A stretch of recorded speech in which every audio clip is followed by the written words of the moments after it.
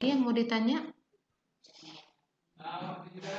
Oke, nanti saya akan sampaikan di e-learning.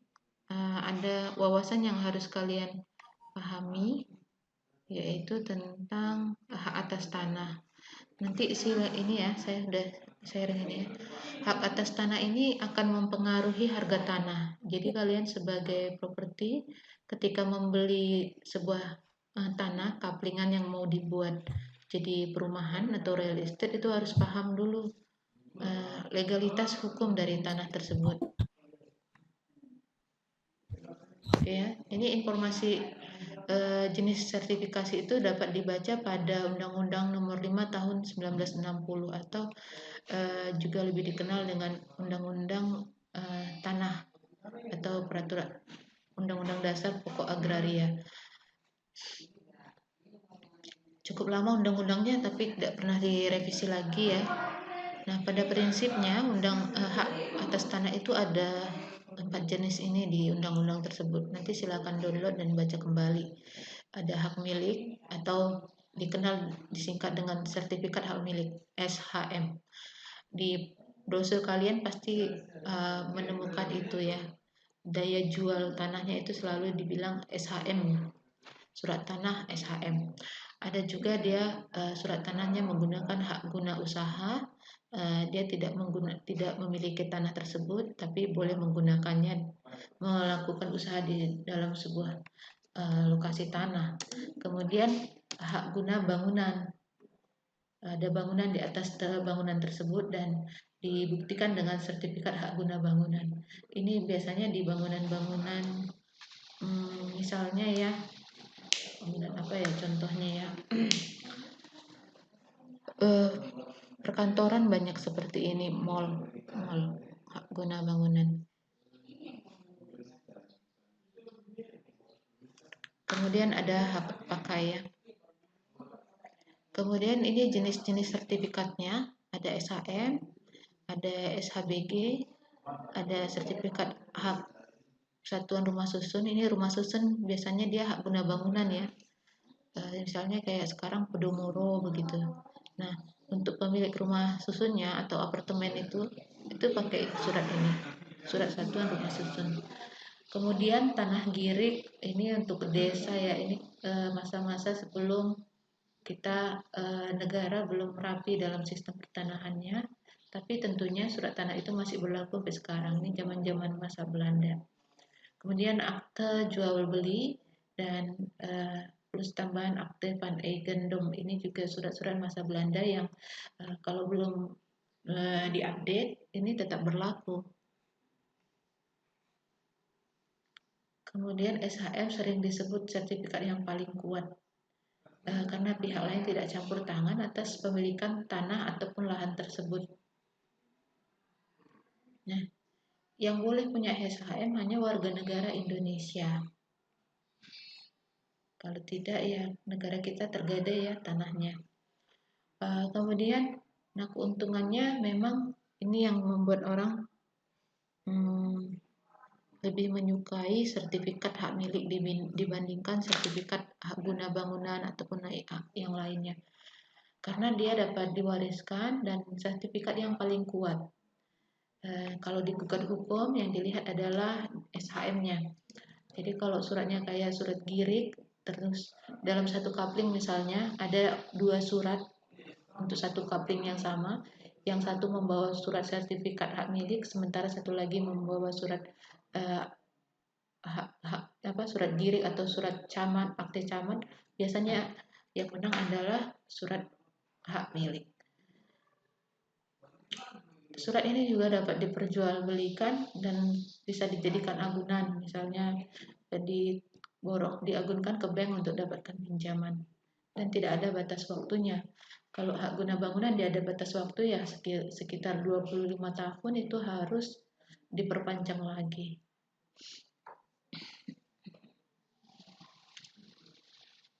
Oke, ini gambar contoh sertifikat ya, bukti hak milik, surat tanah.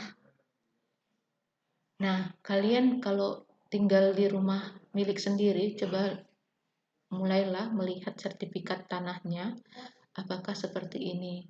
Dan kalau proses menjual tanah, hati-hati, ini jangan mudah dibawa-bawa karena mafia proyek sering menggunakan ini untuk hal-hal yang merugikan. Jadi misalnya mau jual tanah, bagus berikan saja fotokopinya, namun juga fotokopinya jangan sedetail ini. Kecuali orangnya sudah bisa dipercaya tidak akan menyalahgunakan sertifikat ini. Oke, ini sertifikat hak rumah susun.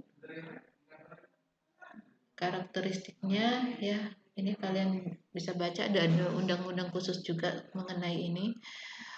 Nah, istilahnya adalah strata title ya, bangunan rumah susun yang ditinggali oleh banyak orang. Bangunan rumah susun ini udah di luar negeri populer ya, karena pembangunan misalnya kayak Singapura itu sudah menghindari pembangunan yang di dalam yang membutuhkan luas lantai. Umumnya pemerintahnya membuat kebijakan agar setiap orang tinggal di rumah susun dan ada fasilitas-fasilitas yang diberikan agar masyarakatnya tertarik untuk tinggal di rumah susun, dan tentunya masalah keamanan kepemilikan. Di negara kita juga ada kebijakan itu, namun masih cenderung disukai untuk memiliki sertifikat hak milik atas tanah daripada hak satuan rumah susun ini. Kemudian ya, hak guna bangunan. Ini umumnya seperti mall, ini fungsinya begini. Podomoro itu juga Podomoro. Di sini ada yang pernah ke Podomoro kan? Ada yang ke Iya Podomoro, Bu, tahu udah. ya? Nah, itu pakai sertifikat hak guna bangunan. Tanahnya sendiri milik siapa? Tanahnya adalah milik Pemko Medan. Dan itu harus diperpanjang ya, 30 tahun, 20 tahun itu harus diperpanjang. Kalau tidak, kepemilikannya itu berganti, bisa diambil yang lain. Kemudian keuntungan dan kerugiannya ya. Ini biasanya jika ada pihak luar yang ingin investasi ya, tapi dia tidak boleh memiliki tanah, hanya bisa menggunakan bangunan tersebut.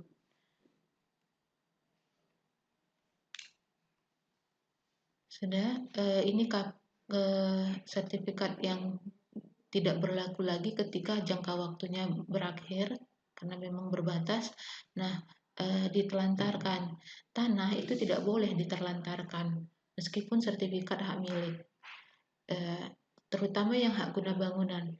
Kalau diterlantarkan, misalnya ya tanah-tanah PTPN, tanah-tanah PTPN yang sering dibilang tanah garapan. Nah, itu bisa diambil oleh orang yang tinggal dan melakukan produktivitas di tanah tersebut. Dan kalau itu bisa dibuktikan di persidangan, tanah-tanah yang ditelantarkan itu bisa dimiliki oleh orang yang berada dan tinggal di tanah tersebut. Itulah kenapa banyak orang yang tinggal di tanah garapan bekas PTPN itu untuk berharap dia bisa memiliki tanah itu. Ada di sini yang tinggal di tanah garapan? Tahu tanah garapan? Itu istilah orang Medan ya? Nggak tahu ya? Kalau tinggal PTPN ya Bu, ya saya tinggal PTPN nih Bu. Kalau PTPN udah resmi mereka punya hak tanah ya. Oke, saya pikir saya nggak bisa lama-lama lagi ini. Lowbat saya. Sebentar ya, saya ambil charger. Iya Bu. Sebentar ya. Coba ada pertanyaan nggak? Simpan dulu pertanyaannya sebentar. Hmm.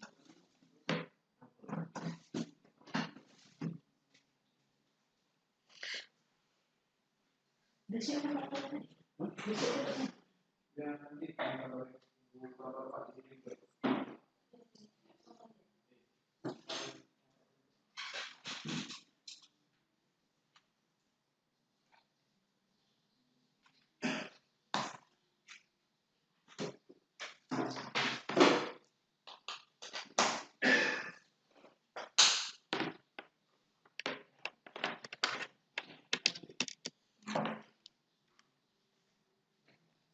Oke, lanjut. Ada yang mau ditanyakan?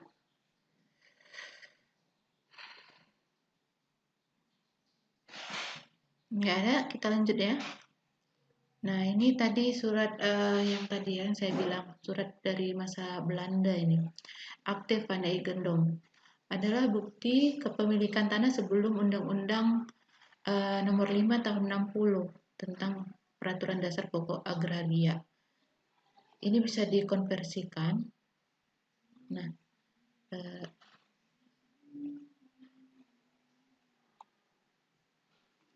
ya bisa dikonversikan menjadi SHM.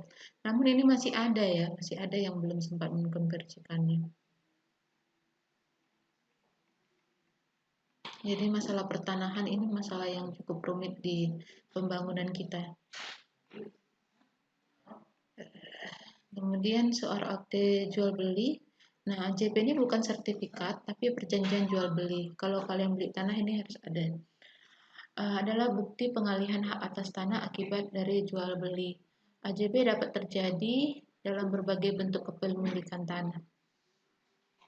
Nah ini ya, bukti kepemilikan AJB biasanya sangat rentan terjadinya penipuan atau AJB ganda.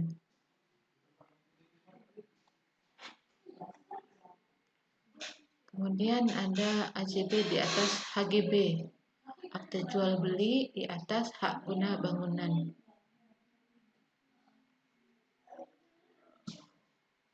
Nah, itu contoh-contoh dari jenis kepemilikan hak tanah. Yang ini ya, girik atau petok ini biasanya di dalam surat tanah tetap ada ya, namun ini termasuk yang paling lemah. Nah, biasanya di dalam properti cenderung mencari posisi yang lebih aman, sertifikat hak milik. Namun akan sulit kalian nanti menemukan tanah yang pada posisi sudah SHM, umumnya sertifikat SK Camat atau Lurah atau Girik tadi. Nah, disitulah proses pelegalan akte tanah itu berjalan. Jadi sebagai pebisnis properti harus paham juga proses perizinan perubahan hak atas tanah tersebut. Dan itu ada biayanya. Oke, itu gambaran kita tentang hak atas tanah. Ada yang mau ditanya? Cukup jelas? Coba tampilkan dulu wajah kalian, saya screenshot untuk absen. Nanti di e-learning silahkan ikuti kuisnya ya, saya belum membuat, kalian bisa akses besok. Iya, Bu. Itu juga absen kehadiran bagi teman-teman kalian yang nggak bisa hadir di kuliah hari ini. Jadi saya kasih kemudahan.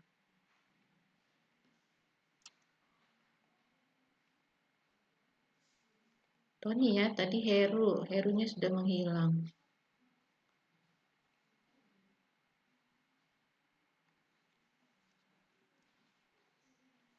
Oke, kalau tidak ada pertanyaan, kita padakan hari ini kuliah kita. Tugasnya tadi bisa dipahami ya, Tony ya. Kalau tadi kamu belum datangnya belakangan, kamu nanti cek videonya, bagaimana mengerjakan tugas selanjutnya. Itu masuk tugas UAS nanti, ujian akhir semester. Iya, Bu. Tadi saya udah lihat tuh. Udah? Dari awal. Oke. Ya. Ya sudah. Oke, kalau begitu kita padakan sampai hari ini ya. Jangan lupa akses e-learning dan kuisnya. Saya tutup. Billahi taufiq wal hidayah. Assalamualaikum warahmatullahi wabarakatuh. Silakan live ya.